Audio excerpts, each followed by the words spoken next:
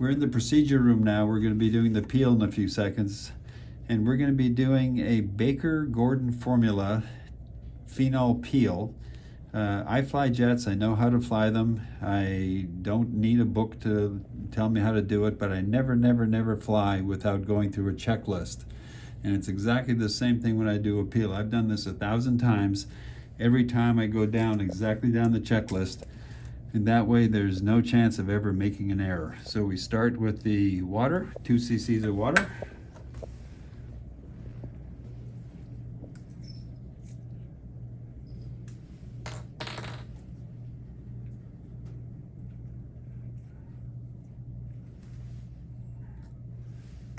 Then we put in the phenol. And here we know we need 3 cc's of phenol.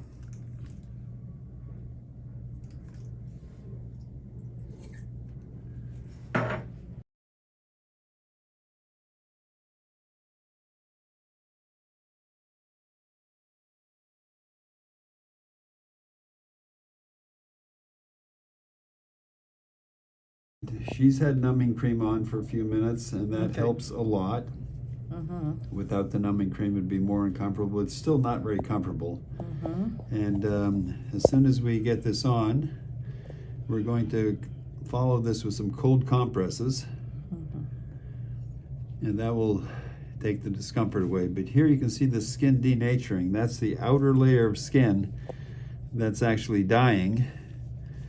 And it's going to peel off just like a sunburn over the next 10 days or so. And I've got to make her look really beautiful because she's Latvian.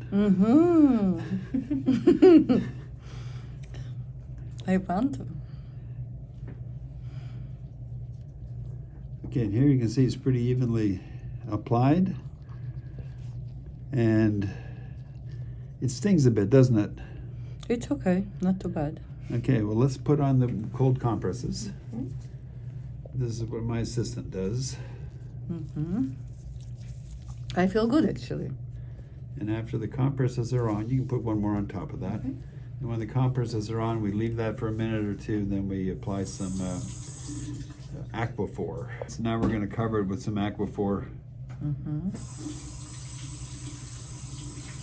And what she will experience this evening, she's just going to be pink. It's not going to look too bad. And then tomorrow it starts to blister and turn raw. And it looks kind of messy for about 10 days. And then it'll be nice pink skin.